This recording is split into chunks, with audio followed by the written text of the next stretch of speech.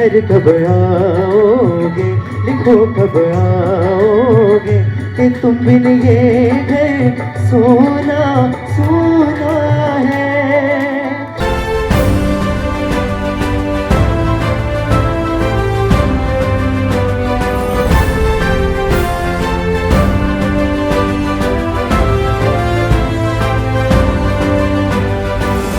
मन में बचपन से एक ही बात रही, किसी की मुस्कुराहटों पे हो निसार, किसी का दर्द मिल सके तो नहीं उधार, किसी के वास्ते हो तेरे दिल में प्यार, जीना इसी का नाम है।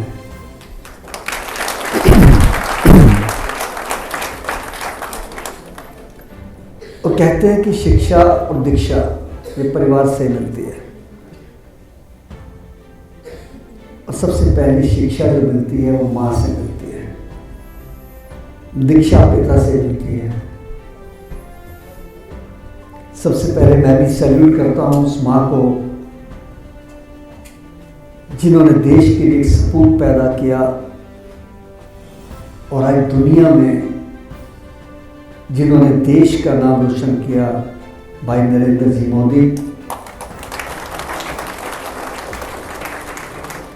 उस माँ के लिए मैं इतना ही कह सकता हूँ कि वो एक साधारण माँ नहीं थी।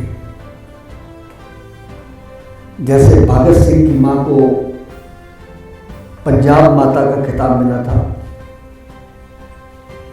ये तो पूरे देश की माँ के समान थी हमारी मोदी जी की माता जी। कि जननी जने तो भगत जन, कह दाता कह सूर, नहीं तो जननी बांझ रहे काहे गवावे नूर।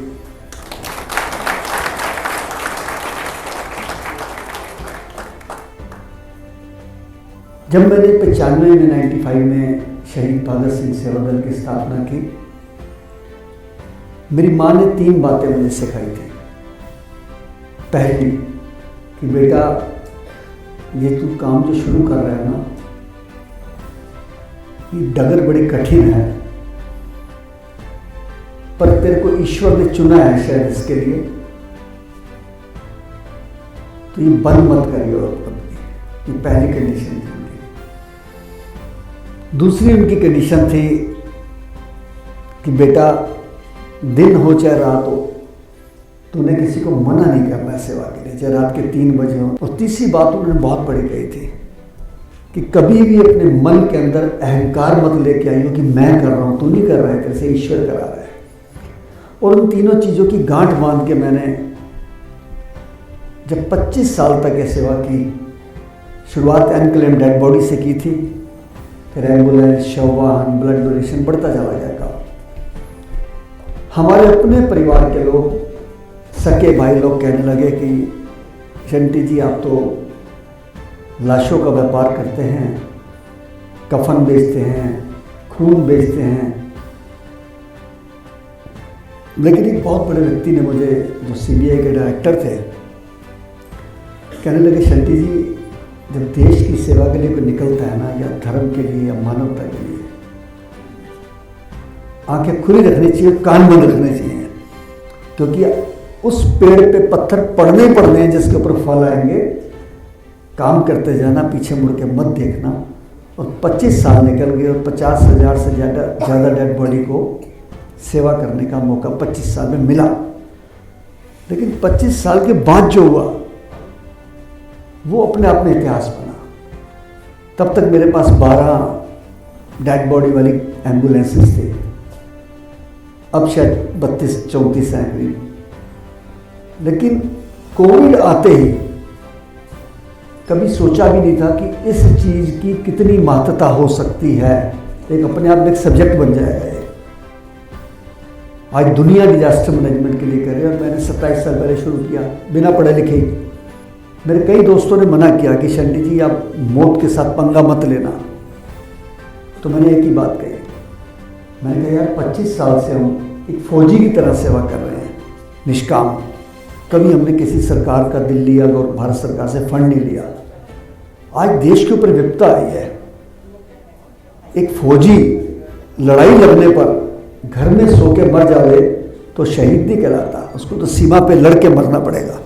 तो आज ईश्वर ने मौका दिया है ये लड़ाई लड़ेंगे, शमशान घाट में बैठ के लड़ेंगे, चाहे मौत आती है आ जाए, कोई परवाह नहीं करनी है। वो ईश्वर ने शक्ति दी। जब रात के 2:30 बजे मुझे फ़ोन आता है, मेरा एक ड्राइवर कहता है कि शंटी जी फ़ोन आया है प्रधानमंत्री निवास से। मैंने कहा सिफारिश का ही होगा, सुन लो कोई ना कोई। कहने लगे नहीं बात करो। मैंने कहा मेरे कान से फ़ोन लगा दो, मेरे हाथ गंदे थे। 1 मिनट में जो बात कही गई जी, मेरे शरीर के रोंगटे खड़े हो गए कि शंटी जी हम आपको टीवी पे लाइव देख रहे हैं, पूरा देश आपको देख रहा है, सब आपके साथ हैं, इसी तरीके से सेवा करते रहें, जय हिंद। वो फ़ोन था भाई नरेंद्र जी मोदी का, प्रधानमंत्री। इतना बड़ा हौसला दे दिया। उसके बाद उपराष्ट्रपति वेंकैया नायडू जी ने फ़ोन किया, फिर फिल्म इंडस्ट्री से अक्षय कुमार, उन्होंने एम्बुलेंस भी भेजी। लेकिन ये करते करते 2 चीज़ें मुझे सीखने को मिली। खास करके मैं स्टूडेंट्स को कहना चाहता हूँ कि ज़िंदगी में किसी काम को छोटा मत समझना। ज़िंदगी में ये बहुत छोटा काम है, हम नहीं कर सकते, या हमारे पिताजी क्यों करते हैं, या इसके करने से क्या हो जाएगा। शायद मैं भी ये बात 27 साल पहले सोचता, क्योंकि मैं भी एक गरीब परिवार से था। तो मैंने कभी भी नहीं सोचा था कि लाशें उठाते उठाते मुझे राष्ट्रपति भवन में बुला के पुरस्कार दिया जाएगा। मैंने कभी सोचा भी नहीं था। कभी छोटा मत समझना। अभी 20 दिन पहले मुझे राष्ट्रीय मानव अधिकार आयोग में मुझे छोटी सी सेवा का पद मिला है मेंबर का। तो मैंने निश्चय किया, और हमारे जो चेयरमैन है चीफ जस्टिस अरुण जी, मैंने उनसे बात की। मैंने कहा सर मेरे दिल में एक भावना है। कहते क्या? मैंने कहा 3 कानून लाना चाहते हैं। कहते कौन से? मैंने कहा पहला कानून कि देश के किसी भी हॉस्पिटल के अंदर कोई भी व्यक्ति की अगर मृत्यु होती है और उसके पास पैसे नहीं हैं तो उसको डेड बॉडी फ्री में देनी पड़ेगी।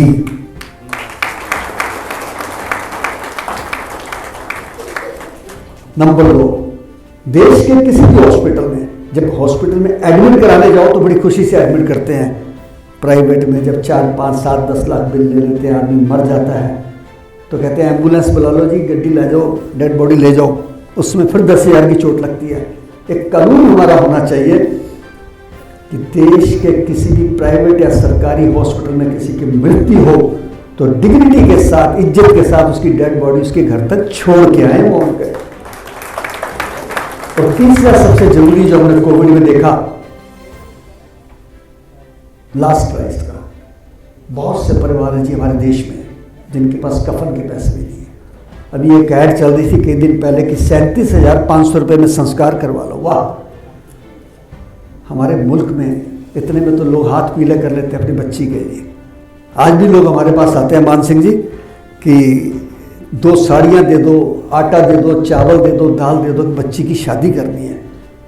ये तो प्रधानमंत्री जी स्कीम ले आए तो कई परिवार सुखी हो गए, नहीं तो बहुत बुरा हाल था जी। और उस देश के अंदर 37,500 में लोग दाह संस्कार के लिए ब्लैकमेल करें, आज भी कोई कोविड नहीं है। तो मैंने उसके लिए भी एक प्रस्ताव रखा है कि पूरे देश के अंदर किसी भी शमशान घाट में किसी की डेड बॉडी आती है और उसके पास पैसे नहीं हैं तो सिर्फ एक फॉर्म भरना है कि मैं नहीं दे सकता, उसका दाह संस्कार निःशुल्क होना चाहिए, बिल्कुल निःशुल्क होना चाहिए। और जब तक ये पास नहीं होता, मैं घोषणा करता हूँ, मैंने पीएचडी चैम्बर में घोषणा की है दिल्ली में कि पूरे देश में कहीं भी कोई ऐसा व्यक्ति किसी को दिखता है जिसके पास संस्कार के पैसे नहीं हैं, वो शहीद भगत सिंह सेवा दल को, मुझे जितेंद्र सिंह शंटी को फ़ोन करे, हम उसका संस्कार उसी स्टेट में वहीं के डीएम को कह के, एसडीएम को कह के, एसएचओ को कह के, किसी को भी कह के निःशुल्क दाह संस्कार कराएंगे जी। उनका राइट बनता है इस देश में। अगर जी नहीं सकते तो मरने के बाद उनको राइट सरकार मिलना चाहिए। तो मैं ज़्यादा समय नहीं लूँगा, बच्चों को एक बार फिर कहूँगा कि आप जो भी काम करोगे अपने देश के लिए करोगे, छोटा हो चाहे बड़ा हो, आपने देश के नाम को रोशन करना है। मैं अंत में यही कहूँगा कि मजहब नहीं सिखाता आपस में प्यार रखना, हिंदी है वतन है, हिंदुस्तान हमारा, सारे जहाँ से अच्छा हिंदुस्तान हमारा। जय हिंद।